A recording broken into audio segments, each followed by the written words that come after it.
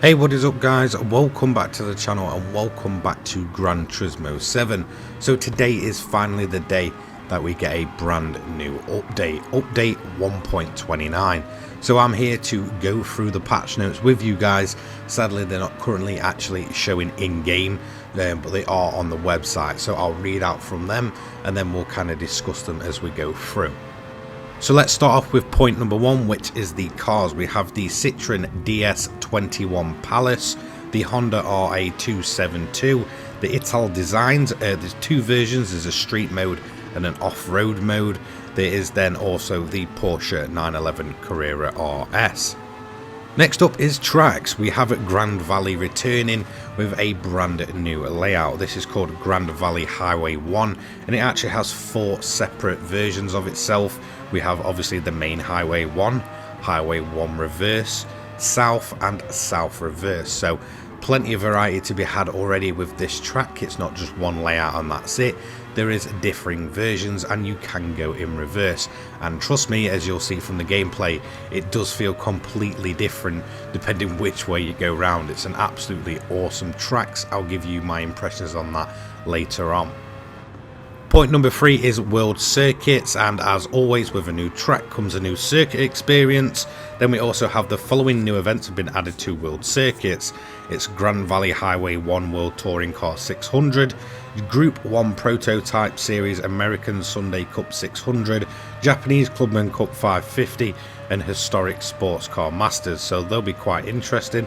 There's another note that says the World Touring Car 600 become available at collector level 15, and then the Sunday Cup at 39, so on. So that's just telling you what level you need to be able to, you know, participate in each separate or new event, should I say. Then we also have WeatherTech Raceway Laguna Seca now has a Sunday Cup Classic. Then we have number 4, which is PlayStation VR 2 support, which is the whole game other than split screen. I think we knew that one already. We have Gran Turismo Sophie, so a limited time race together event has been added where players can challenge the autonomous racing agent Gran Turismo Sophie.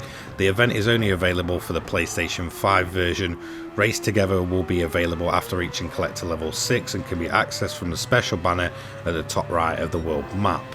Number 6 is Scapes. The following functions have been added to Scapes: drift photography, height adjustable spots, a height adjustable spots button on the Scapes home. Then we also have a heat glow effect as well. And then we have drift stage and move camera up and down have also been added as a feature creation in Scapes. Tutorials for drifting has been added. Then we have number 7, Brand Central. It's just new museums for Ital Design and Sony AI. Number 8 is the cafe menu. So we have 2 new extra cafe menus, one being Honda Motorsports and the other being the Porsche 911 Carrera RS. We also have some new conversations with car designers. The list is quite long, so I'm not going to go through them. So there's quite a few of those. Number 9 is GT Auto. 13 new paint colours have been added to real car paint section of the paint shop. Number 10 is Sport. Race events which allow for certain car settings to be adjusted have been added. Number 11 is Lobby. A results button to display the race results after a qualifier or race has been added. Number 12, Controller. An engine startup sound and haptic vibration have been added when changing cars in the garage while using the PS5 controller. Other improvements and adjustments. Number 1, cars. Fix an issue wherein the amount of downforce set would increase if rear type A parts were attached to the following cars, and they are all versions of the Lancer Evo.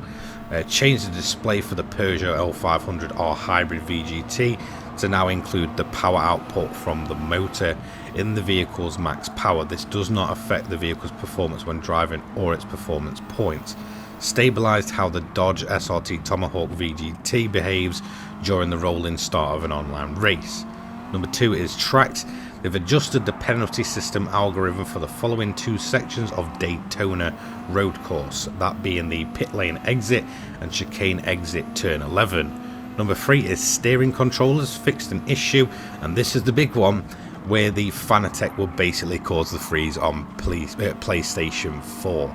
So finally they've gotten around to fixing this massive glitch.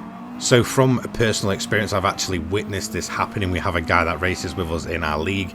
He uses Fanatec, he's on PlayStation 4, and every time we'd be following him or even near him, you can guarantee at least around about 3 or 4 times a race, he would just completely teleport backwards and just reappear. But on his side of the screen, it's just completely frozen up.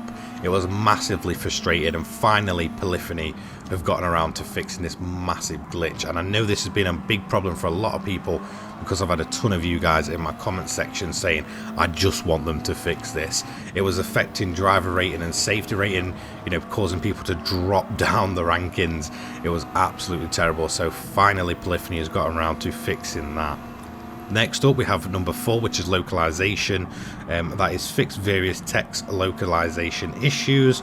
And then number 5 is others, which is various other issues have been addressed. Thank you for your continued support, and please continue to enjoy Gran Turismo 7. So there we have it. Quite a few patch notes here for update 1.29. A lot of features added. I'll be continuing to go through this entire update over the next coming days, as well as showcasing PSVR 2.